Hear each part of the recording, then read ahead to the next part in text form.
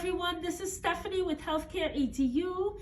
We are located in Massachusetts, and so I'm making videos for people preparing for the Massachusetts CNA state exam. This video is actually emptying a urinary drainage bag as listed on the Prometrics checklist, okay?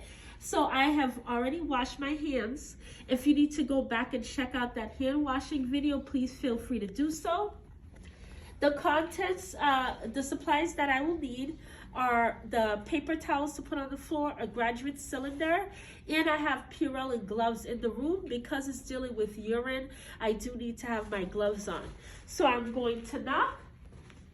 I'm gonna pull my privacy curtain shut.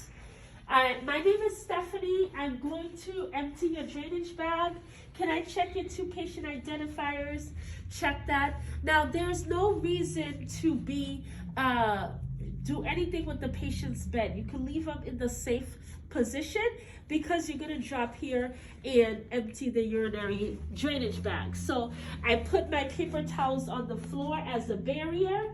I put my graduate cylinder down, and now I could have come into the room with gloves on, but I had the gloves in the room. All right, so that's just kind of logistics there, but the end point is that you have to have the gloves on prior to dealing with the bag. Now, for the sake of this here, I am going to empty my urine, which is my water that I have in the drainage bag, and I probably won't empty all of it, okay?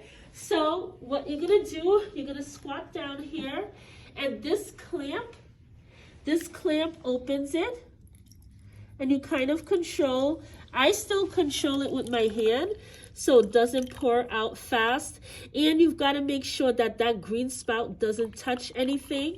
Okay, I'm gonna clamp it here because my students use that. I make sure that doesn't touch anything. I put it back in the holster.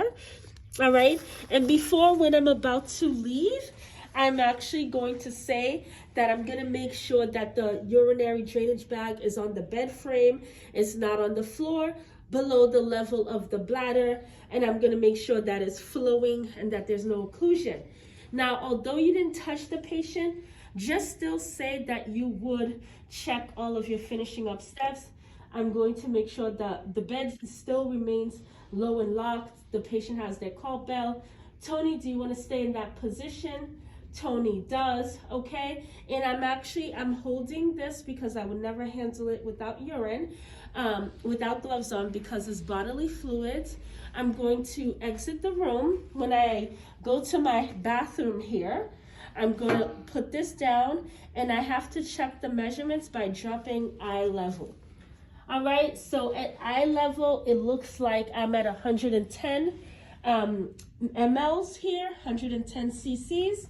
And so what you would do, obviously simulation, is that you would empty the urine, clean the graduate cylinder, put it away. You have to take your gloves off. I would do a hand wash, hand hygiene, and you document. Don't forget, this skill has a documentation, which is on the Prometrics site. You would document that it's 110 mLs, at what time that you emptied it, and then you would say finish. So always, whenever you have a skill that needs documentation, you hand hygiene, then document. Okay, and so that's emptying a urinary drainage bag.